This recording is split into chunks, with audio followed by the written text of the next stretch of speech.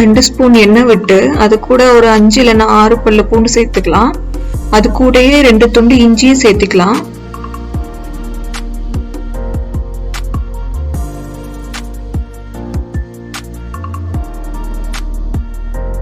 நம்ம நறுக்கி வச்சிருக்கிற ஒரு பெரிய வெங்காயத்தையும் சேர்த்து நல்லா வதக்கிக்கலாம்.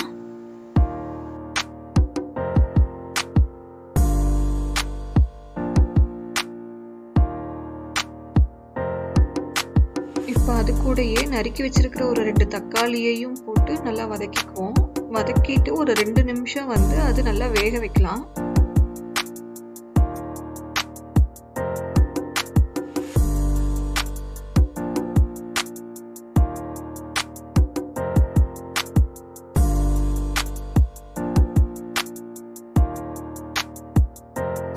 நிமிஷம் ஆயிடுச்சு. இப்போ இது கூட நான் ஒரு 2 ஸ்பூன் அளவுக்கு கேஷ்யூ நட் ஆட் பண்ணிக்கிறேன். முந்திரி ஆட் பண்ணியாச்சு. இப்போ இது நல்லா வதக்கிக்கலாம்.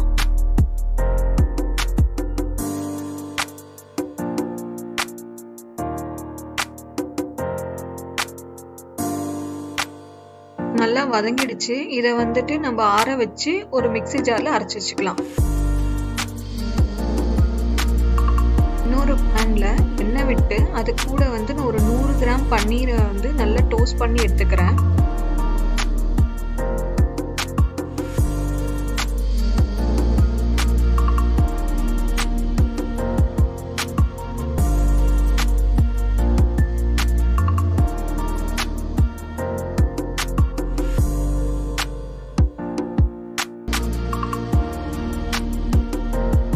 நம்ம நல்லா டோஸ்ட் பண்ணி எடுத்துட்டோம். இது கூட இதுக்கப்புறம் நம்ம நறுக்கி வச்சிருக்கிற எல்லா காய்களையும் ஆட் பண்ணிக்கலாம்.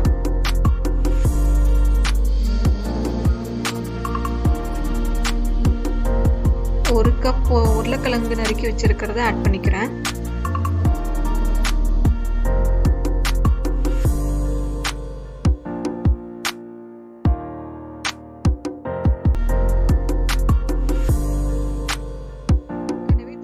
வெங்காயமும் வதக்கி வச்ச அதே பேன்லயே 1 ஸ்பூன் அளவுக்கு எண்ணெய் விட்டு நம்ம ஜீரகத்தை ஆட் பண்ணிக்கலாம்.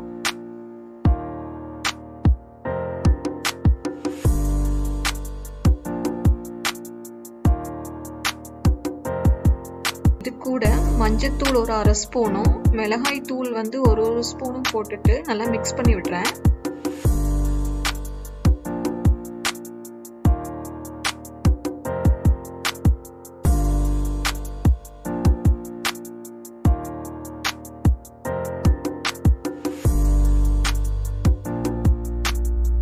ட்ரைடு மெத்தி லீவ்ஸையும் கொஞ்சம் ஆட் பண்ணிக்கிறேன்.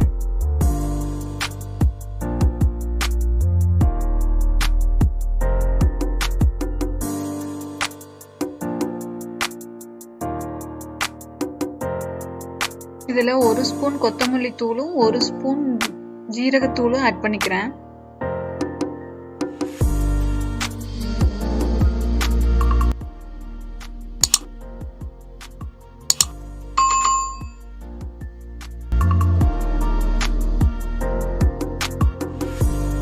ஆல்ரெடி அரைச்சு வச்சிருக்கிற வெங்காய தக்காளி பேஸ்ட்டை ஆட் பண்ணி நல்லா மிக்ஸ் பண்ணி விடலாம்.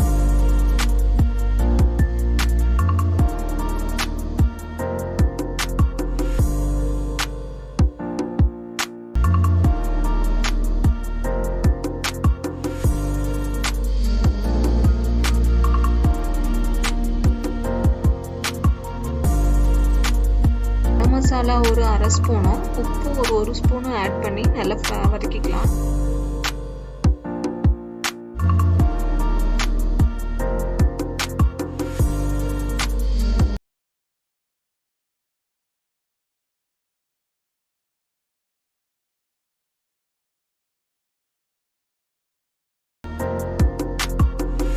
எனக்கு தேவையான அளவு தண்ணி விட்டு நல்லா மிக்ஸ் பண்ணிக்கிறேன்.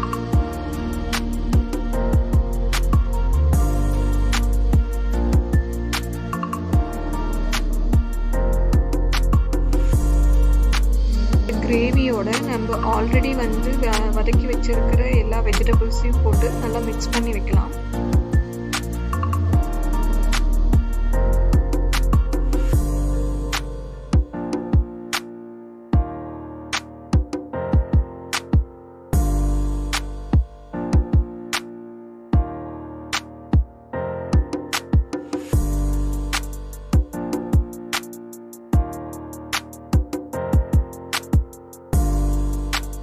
நிமிஷம் வந்து நல்லா குக் ஆகட்டும். குக் ஆன பிறகு வந்துட்டு நம்ம ஆல்ரெடி டோஸ்ட் பண்ணி வச்சிருக்கிற பன்னீரையும் ஆட் பண்ணி நல்லா மிக்ஸ் பண்ணுவோம்.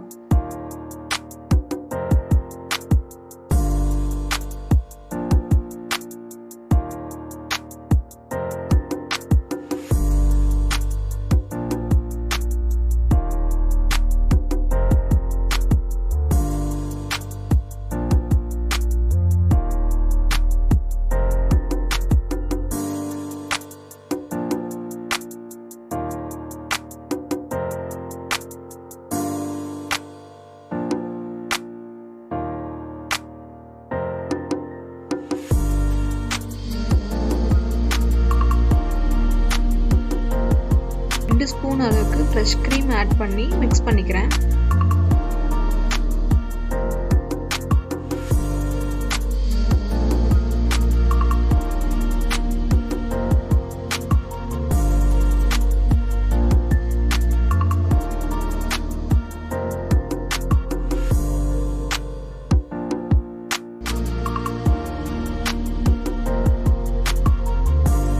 ரெடி ஆயிடுச்சு.